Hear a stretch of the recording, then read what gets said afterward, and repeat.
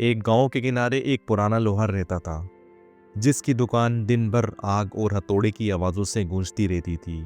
उसका बेटा जमाल एक जिद्दी, ख्वाबों में गुम और ताकत का दीवाना लड़का था, जो दिन रात अपने बाप को तंग करता कि अब्बा मुझे एक ऐसी छुरी या हथौड़ी यानी ज़बरदस्त हथियार या आला बना कर दें जो दुनिया को मेरे कदमों में झुका दे।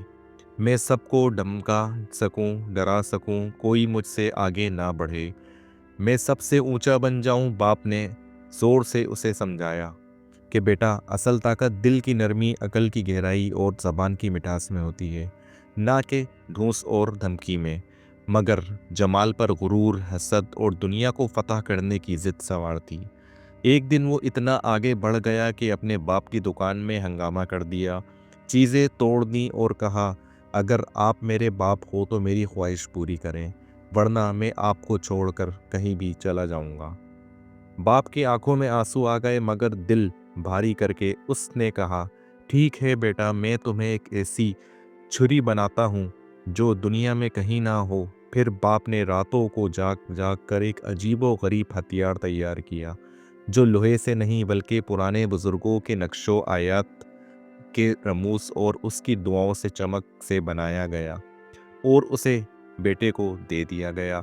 जमाल ने वो छुरी थामी और जैसे ही उसे किसी पर आसमाने निकला तो वो जिसको धमकाता उसके बजाय वो खुद कांपने लग जाता।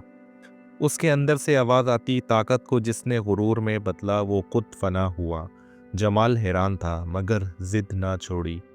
वो एक दिन बादशाह के दरबार में जा पहुंचा और धमकी दी कि तख्त छोड़ो, मैं नया बादशाह हूँ। मगर जैसे ही उसने छुरी उठाई, अचानक आसमान गरजा, एक जोरदार रोशनी हुई और छुरी उसके हाथ से पिघल कर गिर गई। बादशाह का लश्कर करीब आया तो जमाल ज़मीन पर गिरकर कांपने लगा और गिर गया।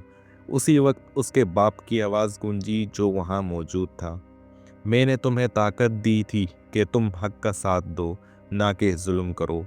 जमाल की आंखों से आंसू बहने लगे।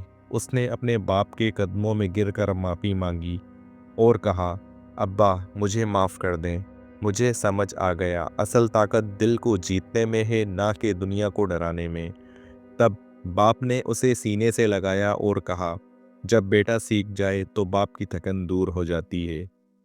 उस दिन के बाद जमाल ने अपनी छुरी को खैरबाद कहा और बाप के साथ बैठकर लोहार की भट्टी में पसीने से नहीं, मोहब्बत से आग जलाने लगा, जो दिलों को पिघला देती है, ना कि धमकी देती है। अगर आपको ये कहानी पसंद आई हो तो हमारे इस चैनल को ज़रूर सब्सक्राइब करें और हमारी वीडियोस को ज़रूर लाइक करें।